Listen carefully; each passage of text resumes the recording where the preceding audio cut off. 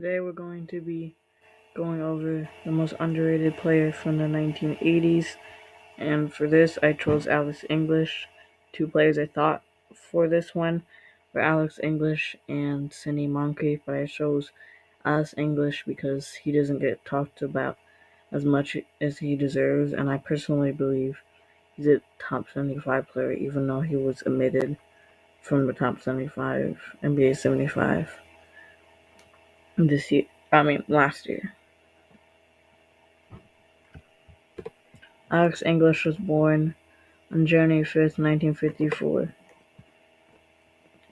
He was born and raised in Columbia, South Carolina. He attended Dree High School in Columbia, South Carolina, as I said. And in 2020, his jersey was retired by the high school. He attended the University of South Carolina for 4 years. He scored a record of 1,072 points and was one of the three players that recorded over 1,000 rebounds. He also graduated with a bachelor's degree in English, which is kind of ironic because his name is obviously Alex English. He was drafted by the Milwaukee Bucks in the second round, which is the first time now, but it was the second round because they didn't have as many teams as they have now, with the 23rd pick by the Milwaukee Bucks again. His first season, he only has 5 points a game, and by this point, they got rid of Kareem, and they were no longer the powerhouse they used to be, and they didn't make the playoffs. But in 1978, he played all 82 games for the Milwaukee Bucks and averaged almost 10 points a game. He wasn't that good at anything else so far, but he would get better as the years would go on. He made the playoffs for the first time, but ironically would get eliminated by his future team in the semifinals in a close 7 games, with the 7th game being 110-116, which is a very close series. They faced the David Thompson, Dan Issel, and Bobby Jones trio, which those three are very, very good players, and Denver Nuggets were a very good team. Alex English scored 14 points in his Game 7. In 1979, he signed with the Indiana Pacers in the 1978 NBA free agency. He became a starter. He had 81 games, almost 82, but he improved drastically, this time averaging 16 points a game. But again, he averaged 8 points a game, 8 rebounds a game, but nothing else was outstanding. Unfortunately for him, they did not make the playoffs. In 1980, he was traded to the Denver Nuggets halfway through the season. When he was on the Indiana Pacers, he averaged 15 points a game. When he was on the Denver Nuggets, he was averaging 21 points a game. And overall, he averaged almost 17 points a game and 8 rebounds for that season. But he did not make the playoffs for Denver. In 81, he improved to 24 points a game. Somehow, he did not make playoffs, and he also had 8 rebounds a game.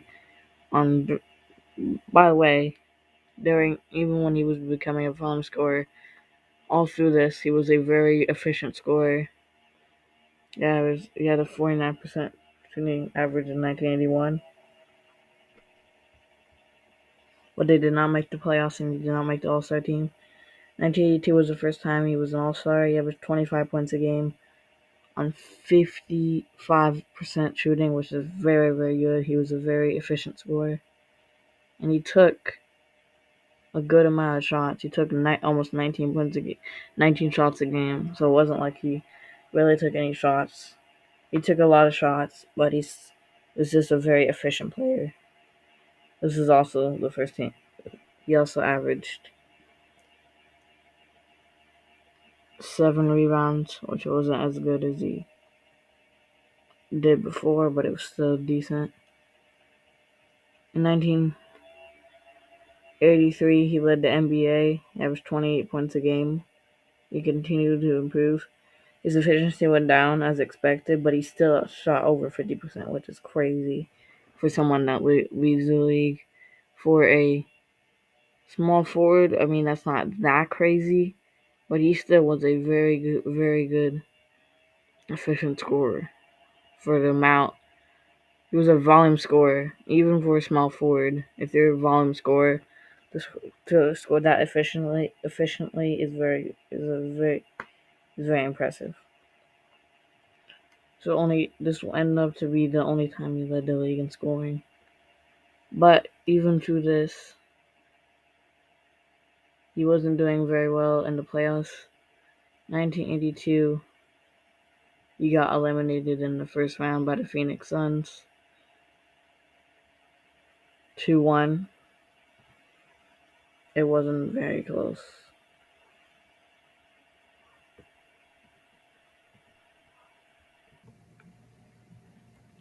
Anyways, I had to pause it real quick. He continued after averaging 28 points a game. He averaged 26 points a game. But in the playoffs, they still struggled. As in 1983, they got eliminated by the San Antonio Spurs in a blowout against George Gervin Spurs.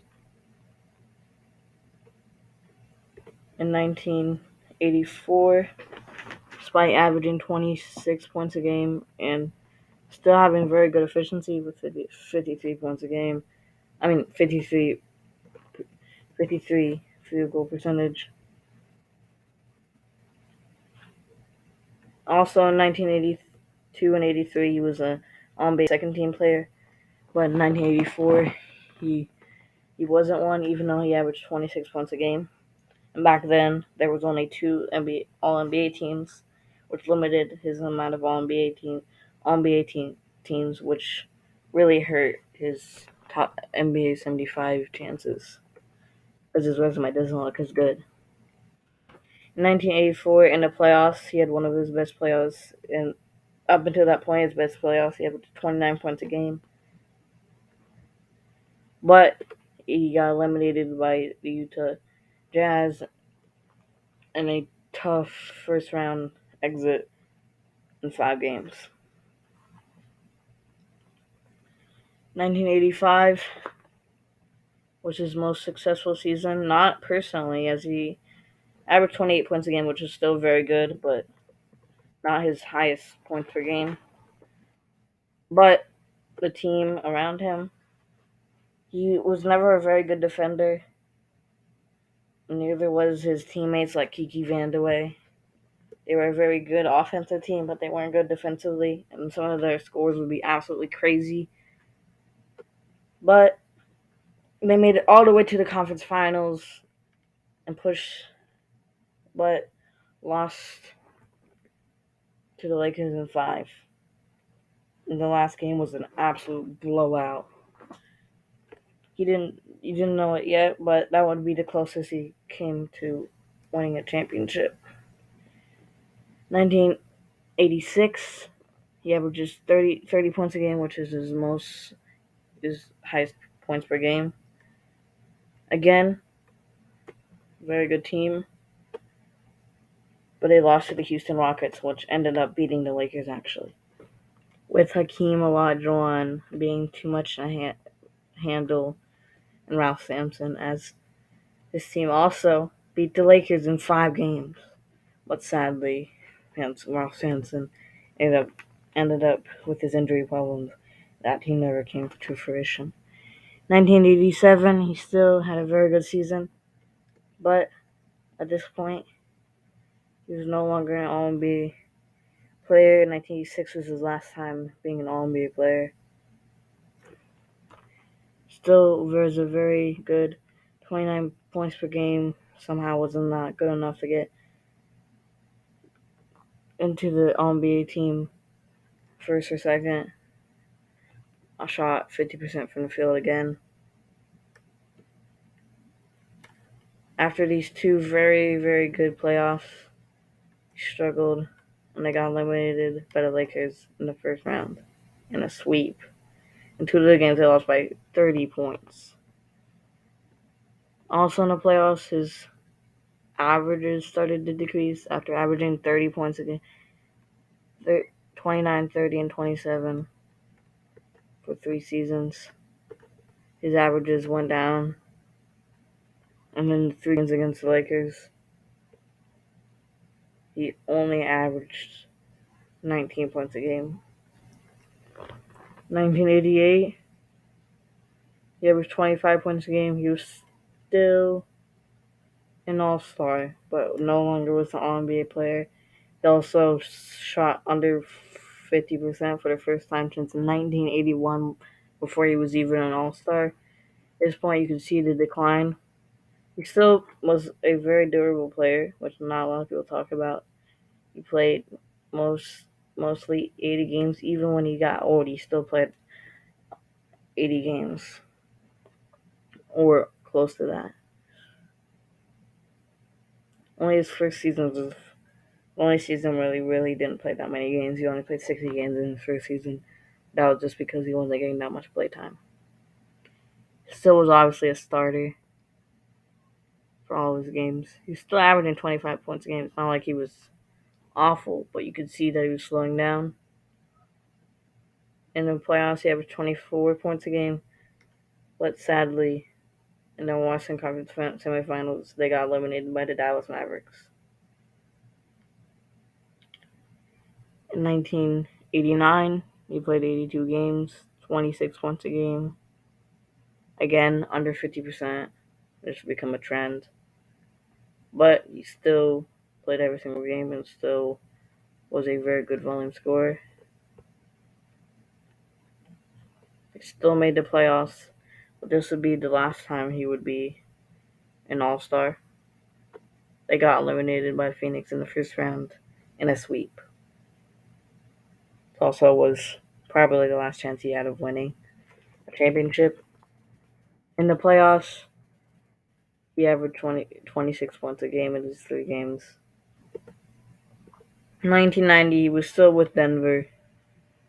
He only averaged 18 points a game, but he still played 80 games, again, under 50%. This would be the last time he made the playoffs. At this point, the Denver Nuggets were nothing like they were before.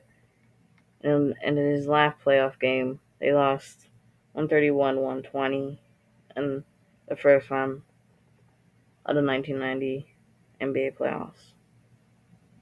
1991, he went to Dallas after spending all 10 years, all of his prime there. He went to Dallas for 1 year.